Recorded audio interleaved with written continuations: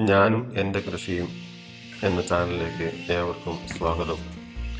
കേരളത്തിലെ ഏറ്റവും വലിയ ആഘോഷങ്ങളിലൊന്നായ ഓണം അടുത്തു വരുമ്പോൾ വിപണിയിൽ ഏറ്റവും കൂടുതൽ ആവശ്യക്കാരുള്ള പൂക്കളിൽ ഒന്നാണ് ചെണ്ടുമല്ലി.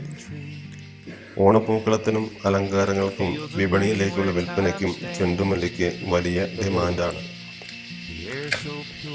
അതുകൊണ്ട് തന്നെ ഓണം ലക്ഷ്യമാക്കി ചെണ്ടുമല്ലി കൃഷി ആരംഭിക്കാൻ ഏറ്റവും അനുയോജ്യമായ സമയമാണിത്.